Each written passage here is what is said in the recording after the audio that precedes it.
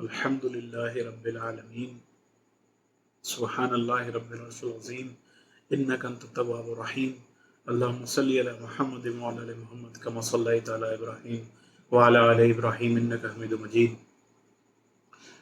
अऊज़ु बिल्लाहि मिनश शैतानिर रजीम बिस्मिल्लाहिर रहमानिर रहीम। मेरे अज़ीज़ भाइयों, मेरे बुज़ुर्गों, मेरे दोस्तों, मेरे साथियों, अस्सलामु अलैकुम व रहमतुल्लाहि व बरकातुहू। सबसे पहले तो आपको इस मुबारक महीने की रमज़ान की बहुत बहुत मुबारकबाद। और अल्लाह ताला से दुआ है कि आपके चाहने वाले वो सब बाखैर होंगे इस वबा के टाइम पर।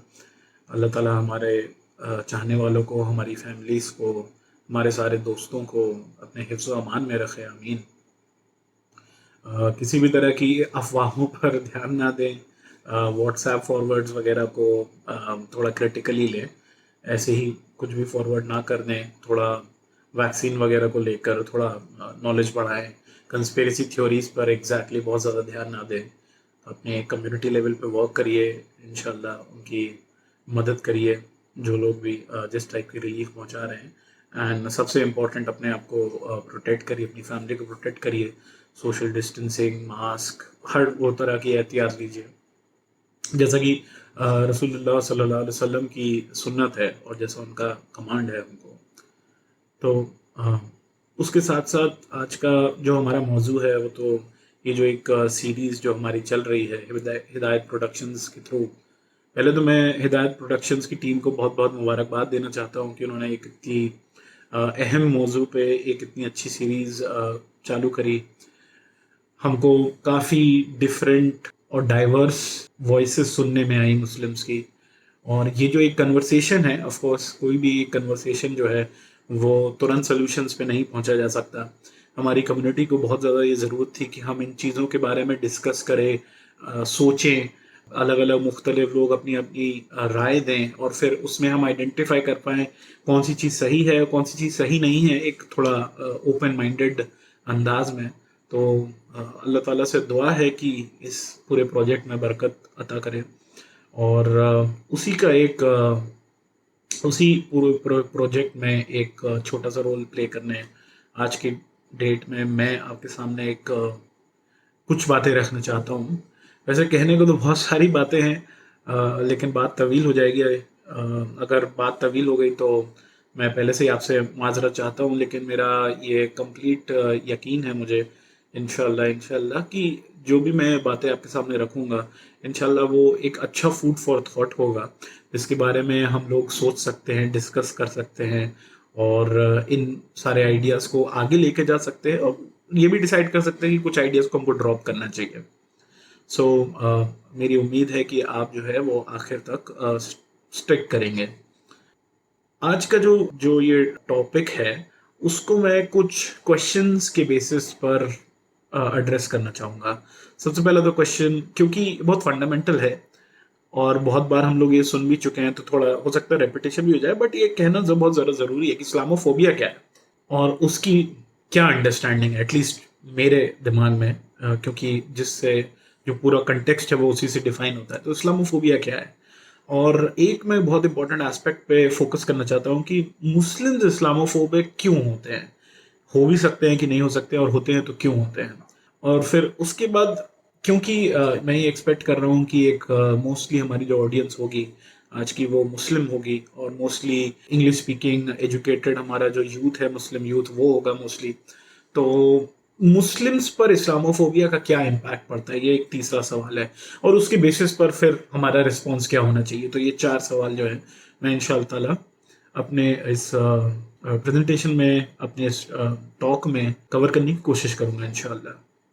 तो सबसे पहला पॉइंट कि इस्लामोफोबिया क्या है। देखिए, इस्लामोफोबिया मेरी अंडरस्टैंडिंग में एक आइडियोलॉजी है, एक सोचने का नजरिया है, एक नजरिया है जिसके थ्रू इस्लाम और मुस्लिम्स को देखा जाता है और उनको बयान भी किया जाता है कि इस्लाम क्या है और मुस्लिम्स क्या है। इसके कुछ फीचर्स हैं इस्लामोफोबिया के और वो फीचर्स बहुत कॉमन है। एंड अगर आप देखेंगे तो ये जो डिफरेंट मुस्लिम कम्युनिटीज़ हैं वो दुनिया के अलग अलग कोनों में हैं, हमारा जो एक्सपीरियंस है वो बहुत रिमार्केबली सेम है।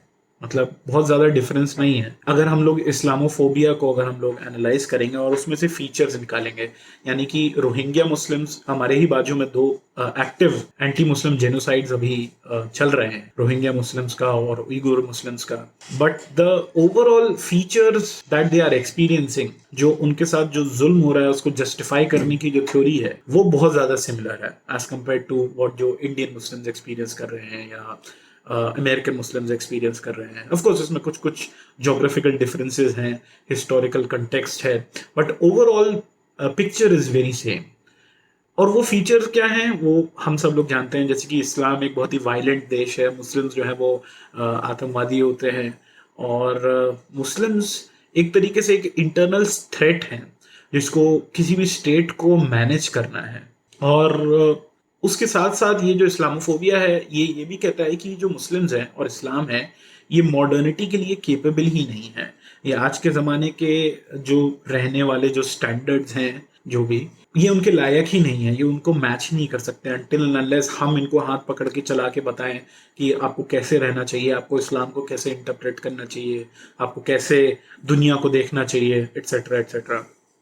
ये भी एक बहुत इंपॉर्टेंट फीचर है। उसके बाद ये जो इस्लामोफोबिया है उसका एक और बहुत नोटेबल फीचर ये है कि मुस्लिम आइडेंटिटी को लेकर बहुत सस्पिशियस होता है। किसी भी तरीके से अगर एक मुस्लिम आइडेंटिटी जो है वो बाहर आती है या पब्लिक स्पेस में जो विजिबलाइज होती है उसको लेके बहुत ज़्यादा सस्पिशियस है। तो ये पॉइंट मैंने आपके सामने इसलिए रखे क्योंकि बहुत बार होता ये है कि हम लोग से एक सवाल जैसे हम लोग पूछते हैं कि आज जो मान लीजिए जो इंडियन मुस्लिम्स जो भी एक्सपीरियंस कर रहे हैं वो क्यों कर रहे हैं, उसके पीछे रीजन क्या है। तो अभी तक तो हम लोग को कई स्टैंडर्ड जवाब देते हुए आए हैं, जैसे कि मुसलमानों ने पार्टीशन कराया यहाँ पे इसलिए यहाँ पे एक इतना एंटी मुस्लिम सेंटिमेंट है। ऑफ कोर्स हिस्ट्री बहुत अलग है आइडियोलॉजी से, लेकिन ये हम लोग को भी एक एक्सप्लेनेशंस दिया है हमारे ही बुजुर्गों ने, हमारे ही एल्डर्स ने, हमारे ही कौम के रहबरों ने और लीडर्स ने इस टाइप के कई एक्सप्लेनेशंस दिए हैं। लेकिन आज की डेट में जब हम इस क्वेश्चन को रिविजिट कर रहे हैं कि हमारे साथ जो जो जो मुस्लिम्स जो एक्सपीरियंस कर रहे हैं वो क्यों कर रहे हैं, क्योंकि अब हमारे पास दूसरी मुस्लिम कम्युनिटीज का एक्सपीरियंस है दुनिया भर में, और ये जो सिमिलैरिटीज और जो इस्लामोफोबिया की जो फीचर्स जो कॉमन है वो हम देख रहे हैं। तो ऑफ कोर्स जो भी हम इस सवाल का जवाब दें, जिस जवाब तक हम पहुंचे कि हमारे साथ ऐसा क्यों हो रहा है, उसको इन सारी कॉमनैलिटीज को, इन सारे फीचर्स को जो वाइड स्प्रेड हैं एंड अलग अलग कम्युनिटीज, मुस्लिम कम्युनिटीज भी एक्सपीरियंस कर रही हैं, उसको भी अकाउंट करना पड़ेगा। अगर हमारी जो थ्योरी है अपने ऑपरेशन की कि ये ऑपरेशन क्यों एग्जिस्ट कर रहा है वो इन फैक्टर्स को अगर अकाउंट नहीं करती है तो वो इनएडिक्वेट है, इनकेपेबल है, रॉन्ग भी हो सकती है। इसीलिए ये पॉइंट मैं आपके सामने रखना चाहता था। अच्छा, बहुत सा बार ऐसा होता है कि कई मुस्लिम्स भी होते हैं जो बहुत क्योंकि एक इस्लामोफोबिया एक सोचने का नजरिया है, तो मुस्लिम्स भी वो सोचने का नजरिया रख सकते हैं। इसका मतलब क्या है कि मुस्लिम्स भी इस्लामोफोबिक होते हैं। तो अब सोचने वाली बात यह है कि मुस्लिम्स इस्लामोफोबिक क्यों होते हैं। इस सवाल पे मैंने बहुत सोचा और मुझे 3 रीजंस नजर आते हैं इसके कि कुछ मुस्लिम्स इस्लामोफोबिक क्यों बन जाते हैं। एक सबसे बड़ा रीजन तो मुझे ये लगता है कि बहुत सारे ऐसे with in the Muslim groups हैं, तबके हैं, इंडिविजुअल्स हैं जिनकी थियोलॉजी या तो पॉलिटिक्स, जिनका अकीदा या तो सियासत, वो एक अगर देखा जाए बहैसियत उम्मत एक मार्जिन्स में, एक कॉर्नर में है, वो मेन स्ट्रीम नहीं है। और क्योंकि इन लोग को कम्युनिटी के मेन स्ट्रीम में इंपॉर्टेंट गैदरिंग्स वगैरह में, ऑर्गेनाइजेशंस में जगह नहीं मिल पाती, वो स्पेस नहीं मिल पाती, so they are more eager to collude with the outside realm.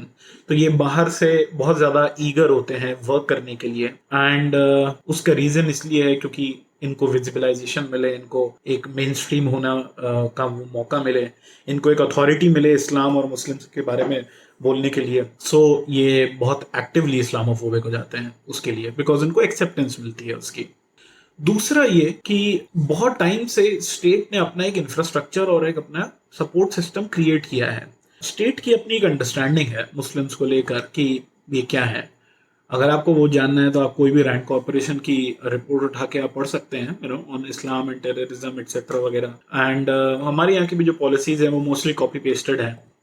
उस इंफ्रास्ट्रक्चर के थ्रू एक कैटेगराइजेशन ऑफ मुस्लिम्स किया गया है और कुछ को गुड मुस्लिम्स बनाया गया है, कुछ को बैड मुस्लिम्स बनाया गया है। तो ये जो गुड मुस्लिम्स हैं, क्योंकि उन्हें इतनी आउटरीच मिलती है, इतना स्टेट सपोर्ट मिलता है, पेट्रनाइजेशन मिलता है, विजिबलाइजेशन मिलता है, एक्सेप्टेंस मिलती है, तो ये बहुत एक्टिवली इस टाइप की लैंग्वेज अडॉप्ट कर लेते हैं in order to discredit other sects या फिर other organisations with in Muslims, उनको डिस्क्रेडिट करने के लिए और अलग अलग फिरकों को डिस्क्रेडिट करने के लिए। इसका सबसे सिंपल एग्जांपल जो है वो एक बहुत ही फेमस तबका है मुसलमानों का, जिसको कहा जाता है कि ये अच्छा इस्लाम है, ये जो है ये एक बहुत ही अच्छा वर्जन ऑफ इस्लाम है। हालांकि ऐसा कोई version, there are no versions of Islam of course, but ये एक अच्छा वर्जन ऑफ इस्लाम है क्योंकि ये सिर्फ पीस की बात करता है। तो इसका नतीजा क्या होता है कि अगर आप अपने पॉलिटिकल असर्शन की आप बात करते हैं या कोई भी आपके पॉलिटिकल राइट्स हैं जिनके बारे में आप बात करते हैं, तो आप ऑटोमेटिकली एक्सकम्युनिकेट हो जाते हैं, आप ऑटोमेटिकली इस डेफिनेशन से बाहर हो जाते हैं, क्योंकि आप पीस की तो बात कर ही नहीं रहे। ऑफ कोर्स पॉलिटिक्स के लिए कभी कभी कन्फ्रंटेशनलिस्ट एटीट्यूड भी अपनाना पड़ता है अपने राइट्स के आर्टिकुलेशन के लिए, तो वैसे ही आप खारिज हो जाते हैं और आप बाहर हो जाते हैं, आप गुड मुस्लिम में आप बचते ही नहीं, आप बैड मुस्लिम में बचते हैं। तो ये इस्लाम इसलिए अच्छा है क्योंकि या तो ये पीस की बात करता है सिर्फ और सिर्फ, या ये बहुत सिंक्रेटिक है, ये बहुत एसिमिलेशनिस्ट है। मेरे को उर्दू ये शब्द याद नहीं आ रहा, बट लेकिन बहुत मिला जुला काइंड ऑफ है, इसलिए ये बहुत अच्छा है। अच्छा, आप ये देखेंगे कि बहुत बड़े बड़े लीडर्स जो बहुत ओपनली इस्लामोफोबिक हैं, और वो लोग भी इनकी ऑर्गेनाइजेशंस में आ जाते हैं, और वो बहुत ज्यादा फिर आप ऐसी ऐसी बातें बोलते हैं कि आपको लगेगा कि सेम शख्स है कि या कोई और ही शख्स है जो इस टाइप की बातें कर रहा है। तो ये तारीफ क्यों करी जा रही है एक्चुअली में? अगर आप क्रिटिकली अगर आप इसके बारे में सोचें कि XYZ तबका इस्लाम का अच्छा है क्योंकि वो सिंक्रेटिक है, वो आपकी तारीफ नहीं कर रहे हैं, वो उस तबके की भी तारीफ नहीं कर रहे हैं, वो अपनी ही तारीफ कर रहे हैं, क्योंकि उससे एक्चुअल में मुराद क्या है कि हमारी जो अच्छी चीजें हैं वो इस वर्जन ऑफ इस्लाम ने अपना ली हैं। तो एक तरीके से वो खुद की ही तारीफ कर रहे हैं कि हम इतने अच्छे हैं कि हमने आपको XYZ को इन्फ्लुएंस कर लिया और इसीलिए आप भी जो हैं वो गुड मुस्लिम है और बाकी सब जो हैं वो बैड मुस्लिम है।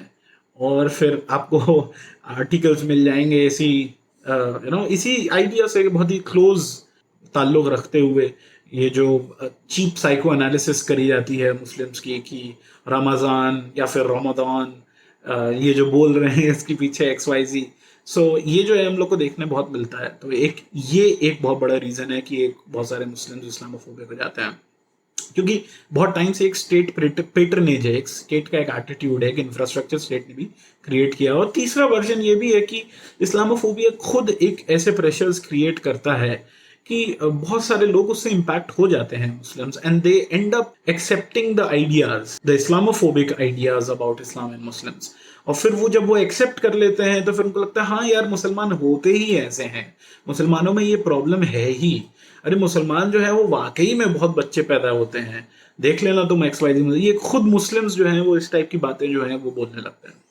तो ये एक थर्ड बहुत बड़ा रीजन है कुछ मुस्लिम इस्लामोफोबिक होने का।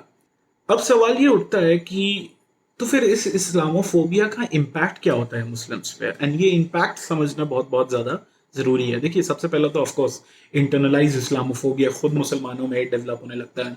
मुस्लिम यूथ जो है वो अपनी आइडेंटिटी से घबराने लगता है और बड़े बुजुर्ग खानदान के बोलने लगते हैं अरे दाढ़ी मत रखो, अरे हिजाब मत पहनो, अरे बाहर मत निकलो, अरे रेल से सफ़र नहीं करो, या ट्रेन में नॉनवेज मत खाओ। इस टाइप के जो फीचर्स हैं, ऑफ कोर्स एक फियर वाला एक एटीट्यूड भी है, बट ऑफ कोर्स एक इंटरनलाइज इस्लामोफोबिया खुद मुसलमानों में डेवलप होता है।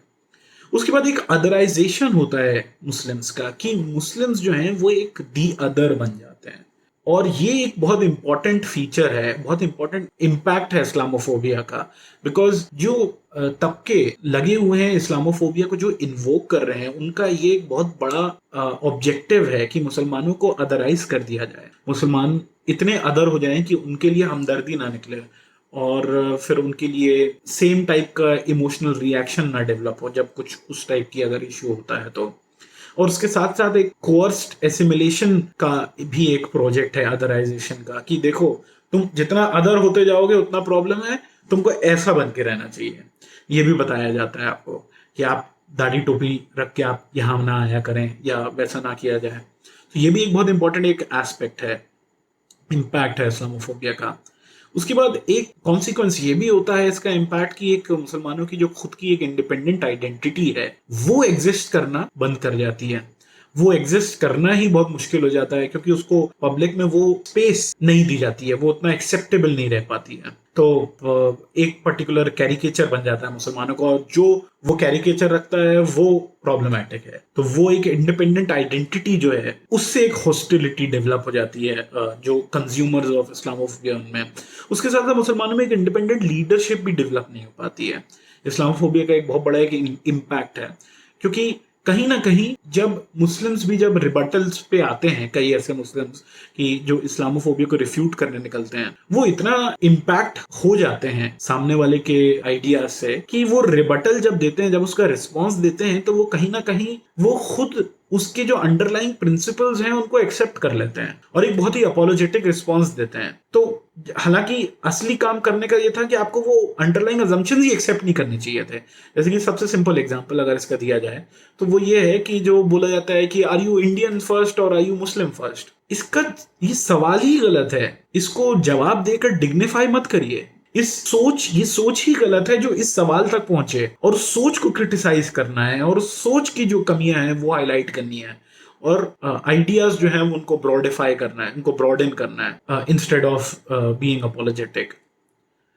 एक बहुत बड़ा इम्पैक्ट ये भी बनता है कि खुद मुसलमानों में इस्लामोफोबिया एग्जिस्ट करने से जैसे मैंने पहले भी कहा, एक फियर डेवलप हो जाता है। अब देखिए, इस्लामोफोबिया इन्वोक करने का ऑब्जेक्टिव क्या है यहाँ पे? अब देखिए 20 करोड़ इंसान हैं अगर मान लीजिए, तो आप उनको क्या ही कर लेंगे। लेकिन अगर उनमें अगर एक भय आ जाएगा, एक डर आ जाएगा, तो वो जो है वो बहुत ज्यादा एमिनेबल बन जाएंगे कॉम्प्रोमाइज के लिए, वो बहुत ज्यादा ओपन हो जाएंगे कॉम्प्रोमाइज के लिए। इतना भय आ जाएगा कि उनको सेकंड क्लास सिटीजनशिप ही एक बहुत बड़ा एक अचीवमेंट लगेगा। और ऐसा हो भी सकता है कि कुछ मुस्लिम लीडर्स इस टाइप की बातें आर्ग्यू भी करने लग जाएं कि हम लोग को एक्स वाई जी कॉम्प्रोमाइज कर लेना चाहिए, ये कॉम्प्रोमाइज कर लेना चाहिए। ये एक भय है मेरी अंडरस्टैंडिंग में। एक बहुत बड़ा इसका इम्पैक्ट ये भी निकलता है कि एक मुस्लिम्स की जो सेल्फ एस्टीम है वो बहुत बुरी तरीके से डैमेज हो जाती है। हिस्ट्री को इस तरह से इन्वोक किया जाता है कि खुद मुसलमान जो है वो अपने लिए वो सिंबल्स नहीं बना पाता जिसके थ्रू वो अपनी इंडियननेस और अपनी मुस्लिमनेस को रिकंसाइल कर पाए, दोनों को एक साथ जो है वो एक्सप्रेस कर सके बिना बिना किसी कॉन्ट्रडिक्शन के। लेकिन वो सेल्फ एस्टीम ही आपकी डैमेज कर दी गई है, तो इंसान जो है वो बहुत ज्यादा वो सिंबल्स क्रिएट नहीं कर पाता और वो अपनी आइडेंटिटी क्रिएट नहीं कर पाता, एक अपनी वो आइडेंटिटी आर्टिकुलेट नहीं कर पाता। तो वो एक बहुत बड़ा एक एस्पेक्ट है। सो अब जब हम लोग ने देखा है कि ये एक्स वाई जी हमारे जो फीचर्स हैं इस्लामोफोबिया के और इस्लामोफोबिक मुस्लिम्स के रीजंस क्या हो सकते हैं और उसका इम्पैक्ट इस्लामोफोबिया का क्या होता है, तो अब हम लोग बात कर सकते हैं कि हमारा रिस्पॉन्स क्या होना चाहिए। देखिए, सबसे पहले बात तो मुझे ये लगता है कि इस्लामोफोबिया का रिस्पॉन्स बहुत मुश्किल काम है। उसका एक रीजन तो ये है कि मल्टी डायमेंशनल प्रॉब्लम है, और अपने अभी तक जो मैंने एक्सप्लेन किया उससे आपको ये लग ही रहा होगा। बहुत सारे है इसमें एंगल है, इसमें नेशनलिज्म का एंगल है, पॉलिटिक्स का एंगल है, सोसाइटी का एंगल है, रिलीजियस एंगल है, दावती एक एंगल है, बहुत सारे एंगल्स हैं इसलिए भी। और दूसरा सबसे बड़ा इसमें जो एक प्रॉब्लम है और सबसे बड़ी डिफिकल्टी मैं मानता हूँ इस्लामोफोबिया के रिस्पॉन्स में, वो ये है कि हमको बहुत सारी चीजें अनलर्न करनी पड़ेंगी। हम लोग को जो कोई चीजें जो सिखाई गई हैं उनको हमको भूलना पड़ेगा, उनको हमको नकारना पड़ेगा, और तभी हम एक सही, एक इम्पैक्टफुल और एक इफेक्टिव रिस्पॉन्स डेवलप कर पाएंगे with in the community against Islamophobia. अब जैसे कि देखिए, मैंने पहले भी इस बात का जिक्र किया कि मुस्लिम्स इकलौती ही ऐसी कम्युनिटी है मुझे ऐसा लगता है इंडिया में जो अपनी ऑपरेशन को थ्योराइज नहीं कर पाई इंडिपेंडेंटली। ऑफ कोर्स उसने वो थ्योरी बोरो करी और फिर वो उसके साथ जी रही है। जैसे कि इसका एग्जाम्पल क्या है कि मैंने जो पहले भी जिक्र किया कि जो बोला जाता है कि आज की डेट में ये मुस्लिम्स क्यों एक्सपीरियंस कर रहे हैं, तो उसका एक्सप्लेनेशन ये दिया जाता है कि मुस्लिम्स इसलिए एक्सपीरियंस कर रहे हैं क्योंकि यहाँ पे पार्टीशन हुआ था, या फिर यहाँ पे मुसलमान जो राजा थे जैसे औरंगजेब, उन्होंने मंदिर तोड़े। हालांकि हिस्ट्री टोटली अलग चीज है। हिस्ट्री का अगर आप फैक्ट्स और आप उसका अगर आप एनलाइटमेंट अगर आप इंटरप्रिटेशन देखेंगे तो अलग ही चीजें हैं, लेकिन ये चीजें बताई गई हैं कि इसलिए यहाँ पे ऐसा हो रहा है, इसलिए हम लोग को थोड़ा एक्सपीरियंस करना पड़ रहा है ये एक्स वाई जी चीजें। अगर हम लोग को इस्लामोफोबिया का एक रिस्पॉन्स देना है तो सबसे पहले तो हमको इसको इस टाइप की कई चीज़ों को आइडेंटिफाई करना पड़ेगा और उनको अनलर्न करना पड़ेगा, उनको अपने दिमाग से निकालना पड़ेगा, तभी हम एक इफेक्टिव रिस्पॉन्स दे सकते हैं। अब वो रिस्पॉन्स क्या हो सकता है? देखिए, सबसे पहले मैंने फीचर्स ऑफ इस्लामोफोबिया की बात करी, तो उन फीचर्स को डिसमेंटल करना एक बहुत बड़ा रिस्पॉन्स हो सकता है। उनको आइडेंटिफाई करना, उनको कॉल आउट करना, उनको डिसमेंटल करना, ये तीनों बहुत ज्यादा इंपॉर्टेंट है। आइडेंटिफिकेशन, फिर उसके बाद कॉल आउट करना कि ये चीज XYZ इस्लामोफोबिक है, और फिर उसको डिसमेंटल भी करना, आर्ग्यूमेंट देके उसके रिबटल्स वगैरह लिखना। और इसमें मुझे लगता है कि हमारा जो मुस्लिम यूथ जो आज की डेट में अच्छे इंस्टीट्यूशंस में पढ़ रहा है, स्पेशली सोशल साइंस या जो भी एलिट इंस्टीट्यूशंस में, मुझे लगता है कि वो ये चीज करने के लिए ज्यादा केपेबल है। एंड मुस्लिम अकेडमिक्स भी जो है वो ये काम बहुत अच्छे से कर सकते हैं। मैं डॉक्टर इरफान अहमद का वो लेक्चर सुन रहा था इंडियन ओरिएंटलिज्म पर या हिंदू ओरिएंटलिज्म पे, रिमार्केबल वर्क, बहुत बहुत बढ़िया काम। मतलब इस टाइप का response against the features of Islamophobia एक रिस्पॉन्स हो सकता है from the Muslim community. And इसमें अलग अलग टाइप के लोग इन्वॉल्व होंगे जिनके पास एक specific kind of skill set होगा, उसमें उस टाइप के मुस्लिम्स जो है वो आगे आएंगे।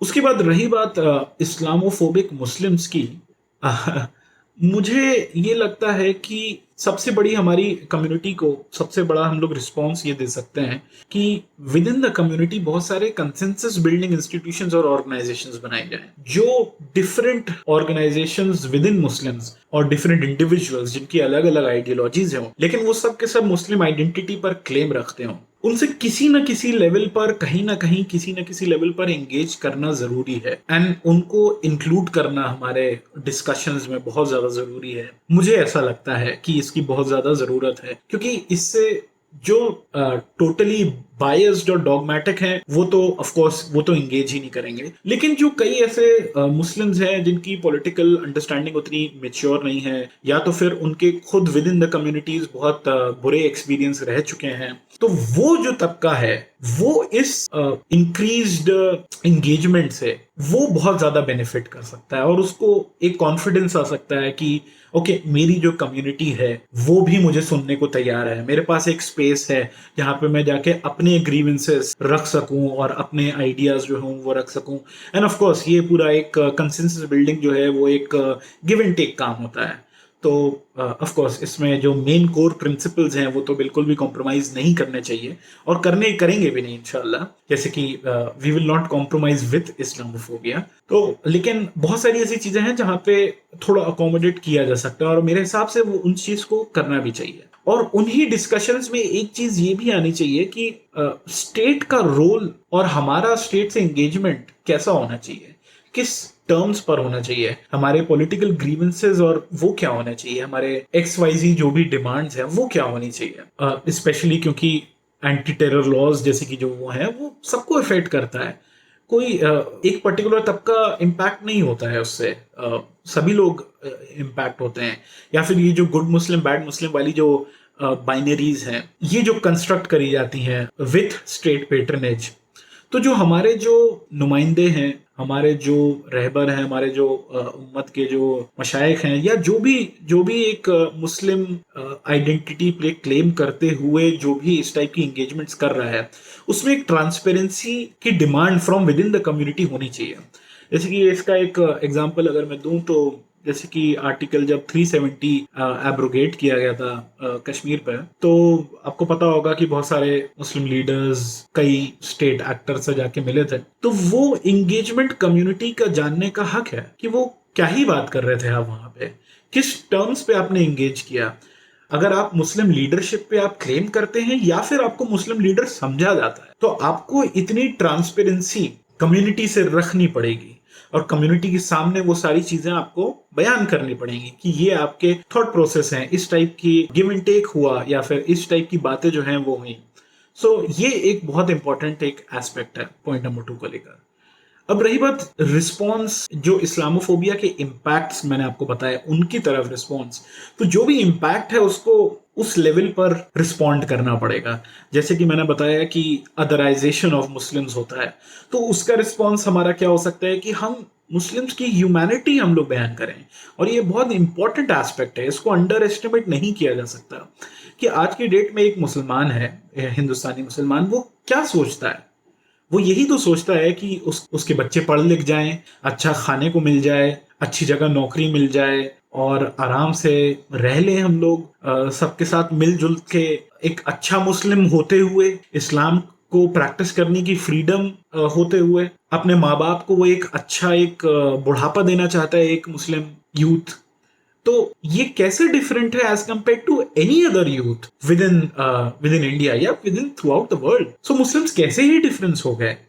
तो ये जो इस टाइप के जो एस्पेक्ट्स हैं मुस्लिम्स की ह्यूमैनिटी को बयान करते हुए, ये इस टाइप के रिस्पॉन्सेज बहुत ज्यादा इंपॉर्टेंट है।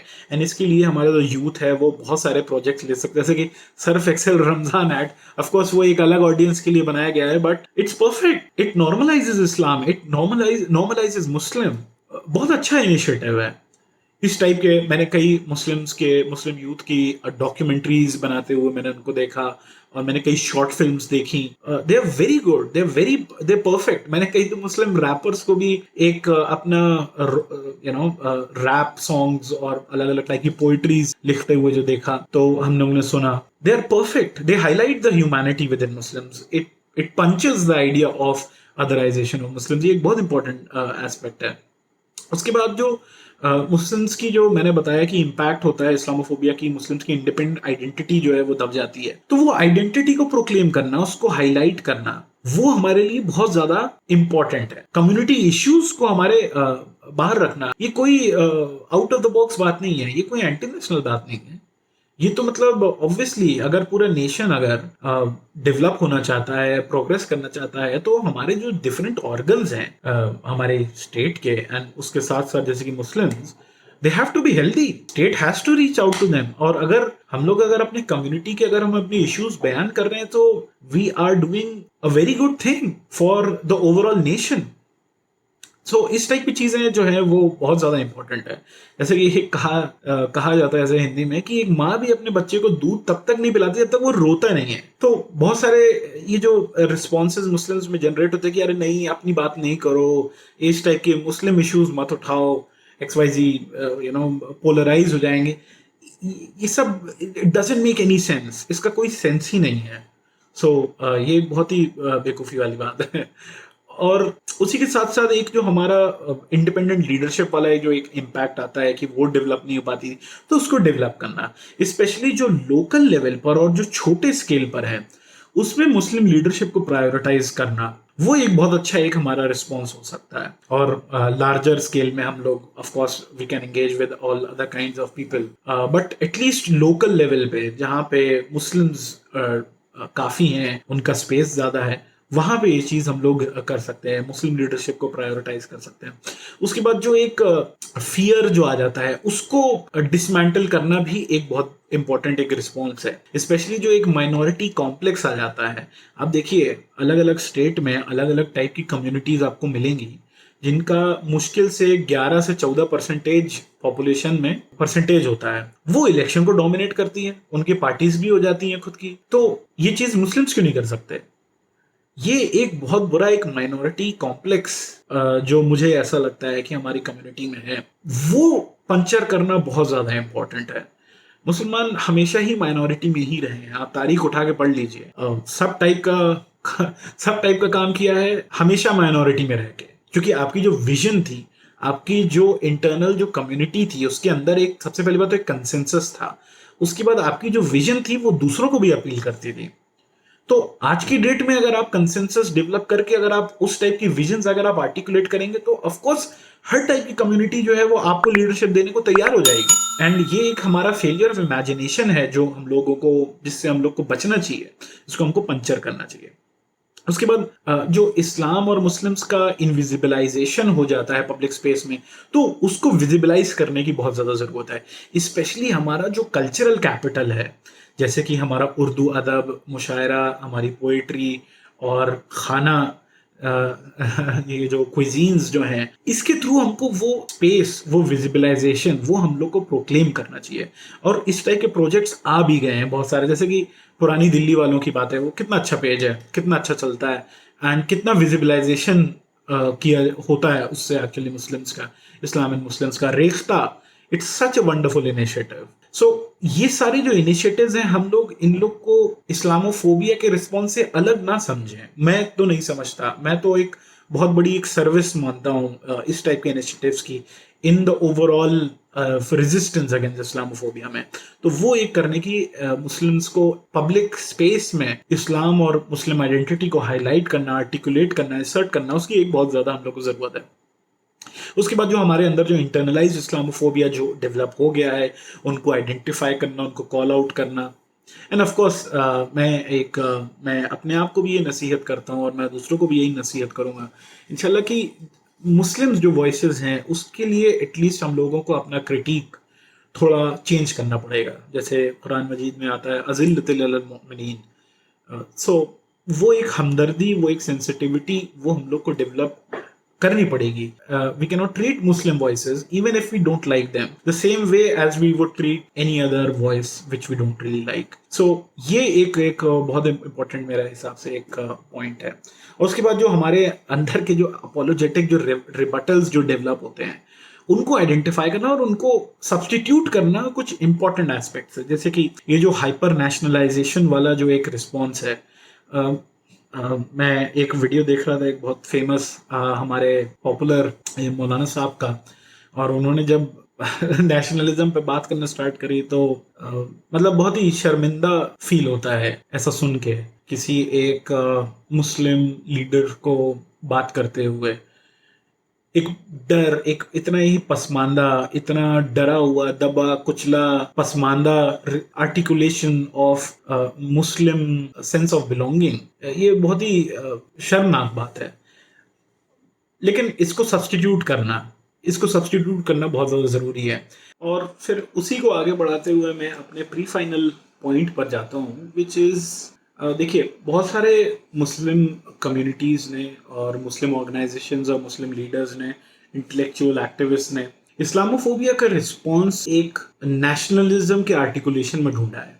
यानी कि इस्लामोफोबिया जब भी उन पर डायरेक्ट किया जाता है तो उसके रिस्पॉन्स में वो अपना नेशनलिज्म वगैरह जो है वो बयान करते हैं। और जैसे कि मैंने कहा कि ऑफ कोर्स वो हाइपर नेशनलिज्म जो वो लोग कई लोग अडॉप्ट कर लेते हैं वो एक बहुत ही वाहियात चीज़ है। वो इसलिए क्योंकि इस चीज़ में आप जीत नहीं सकते और ये आपकी विजन है ही नहीं। तो ये एक बहुत इंपॉर्टेंट एक एस्पेक्ट है। मैं यूटिलिटी समझता हूँ इसकी, मैं समझ सकता हूँ कि कोई ये चीज क्यों करना चाहेगा, क्योंकि नेशनलिज्म एक ऐसी चीज है जो दूसरे कम्युनिटीज बहुत अच्छे से समझते हैं। ये एक ऐसी वोकैबुलरी है, ये एक ऐसी टर्मिनोलॉजी है जो दूसरे लोग बहुत ध्यान से सुनते भी हैं और उसका इम्पैक्ट भी पड़ता है उन पर। सो मैं इसकी यूटिलिटी समझता हूँ। किस चीज की यूटिलिटी? जो मुस्लिम सेंस ऑफ बिलोंगिंगनेस है कि हम यहाँ के हैं, हम इस जमीन का पार्ट है, हमारे बाप दादा हमारी माओ ने यहाँ पे अपनी दुनिया सजाई, इस इस टाइप का जो एक सेंस ऑफ बिलोंगिंगनेस है उसके आर्टिकुलेशन की यूटिलिटी मैं समझता हूँ। अब आप उसको नेशनलिज्म बोल दीजिए या कुछ भी बोल दीजिए, लेकिन प्रॉब्लम ये है कि पार्टीशन के बाद हमारा जो इंटेलेक्चुअल जो एलिट जो तबका है उसने डायरेक्टली जो इंडियन जो सेक्युलर नेशनलिज्म था, यानी कांग्रेसी नेशनलिज्म या जो हमारा जो इंटेलेक्चुअल एलीट का नेशनलिज्म है, उसको डायरेक्टली कॉपी पेस्ट कर लिया। और इसमें बहुत ज़्यादा प्रॉब्लम्स हैं क्योंकि ये बाय डिफॉल्ट मुस्लिम आइडेंटिटी के लिए बहुत हॉस्टाइल है। ऊपर से ये जो दूसरे जो पड़ोसी मुल्कों का जो नेशनलिज्म है उसके अगेंस्ट इसने अपने आप को कंस्ट्रक्ट किया है। सो बहुत सारी चीज़ें अगर आप उसको अनक्रिटिकली अगर आप अडॉप्ट कर लें तो बहुत सारी चीजें तो अनक्रिटिकली इस्लामोफोबिक उसमें आ ही जाती हैं बाय डिफॉल्ट। और ये एक बहुत बड़ी एक प्रॉब्लम है जो मुझे लगता है, जैसे कि मैंने जो एग्जांपल दिया फेमस मौलाना का। तो ये प्रॉब्लम्स हमको दूर करनी है। जैसे कि वो हो जाता है एक पाकिस्तान बैशिंग एक बहुत बड़ा एक गेम बन जाता है अपने आप को सही एक आइडियल इंडियन मुस्लिम दिखाने के लिए। तो ये इस टाइप की बैशिंग की जरूरत क्या है? इस टाइप की बैशिंग से आप अचीव क्या कर रहे हैं? आप दूसरे इंसानों को डीह्यूमनाइज करके आप क्या ही अचीव कर ले रहे हैं? तो ये सब चीजें जो है वो सोचने वाली बातें हैं। लेकिन एक रिस्पॉन्स ये भी है कि इस टाइप के आर्टिकुलेशंस को कंप्लीटली नकार दिया जाए। आई डोंट थिंक कि as a community we can afford it. I don't know, maybe I am wrong, वक्त चल के थोड़ी चीज़ें और क्लैरिटी हो जाएंगी। लेकिन मैं अभी ये मानता हूँ कि एक जदीद इंडियन मुस्लिम नेशनलिज्म, एक नए articulation of Indian Muslim sense of belongingness की बहुत ज़्यादा ज़रूरत है, और उसके कुछ फीचर्स होने चाहिए। सबसे पहली बात तो वो उसमें हमारे इस्लामिक प्रिंसिपल्स भी आने चाहिए, जैसे कि हमारा जो इस्लामिक प्रिंसिपल ऑफ अदल है, जस्टिस, वो 100% इसका पास होना इसका पार्ट होना चाहिए। क्योंकि हम जिस सोसाइटी में रह रहे हैं उसमें इतनी इनइक्वालिटी है, और हर टाइप की इनइक्वालिटी है, सोशल इनइक्वालिटी, वेल्थ इनइक्वालिटी। तो ऐसा हो ही नहीं सकता, ये तो इस्लाम से बहुत बड़ी गद्दारी हो जाएगी कि आप उसके जो आइडियाज और प्रिंसिपल्स हैं अदल के, मसावत के, वो इक्वालिटी के, वो आप अगर अपनी विजन में ना रखें तो ये एक इंपॉर्टेंट फीचर होना चाहिए हमारे जदीद नेशनलिज्म, कोट अनकोट, या जो भी आप शब्द यूज करना चाहें उसके।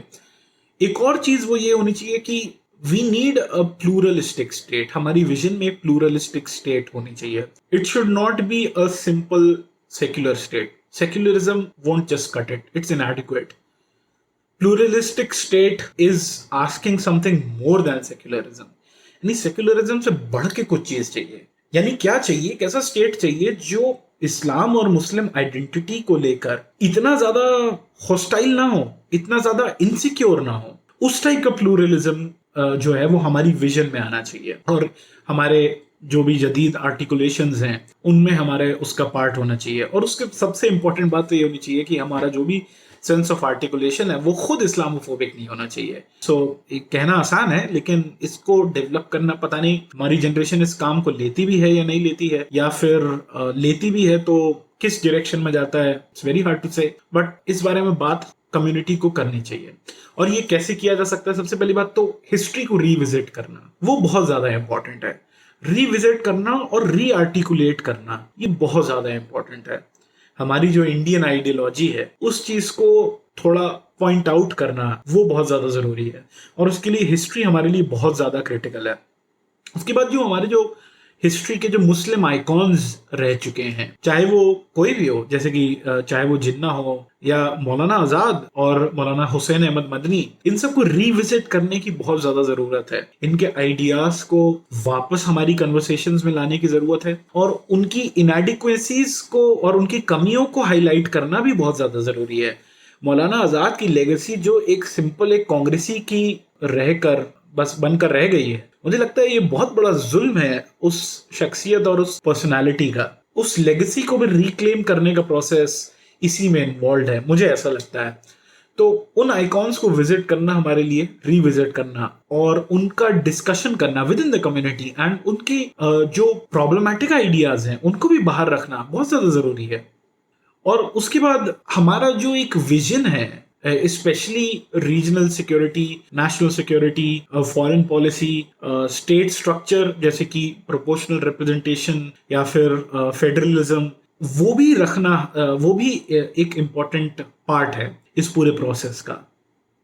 और उसके लेकर मैं अपने फाइनल पॉइंट की तरफ जाता हूँ, विच इज कि अब इस सब पूरे मुस्लिम रिस्पॉन्स अगेंस्ट इस्लामोफोबिया में लीडरशिप कौन लेगा और क़यादत जो है वो कौन करेगा? ना चाहते हुए भी इस टाइप के सवाल अच्छे हैं, इंटरेस्टिंग है, सोचना चाहिए इनके बारे में। मैं ये सोचता हूँ कि जब सबसे पहली बार अखलाक की जब लिंचिंग हुई थी और जब फिर पहलू खान की लिंचिंग हुई थी, तब मुस्लिम सड़क पर क्यों नहीं उतरे? और ये एक सवाल मेरे दिमाग में बहुत टाइम से रहा है।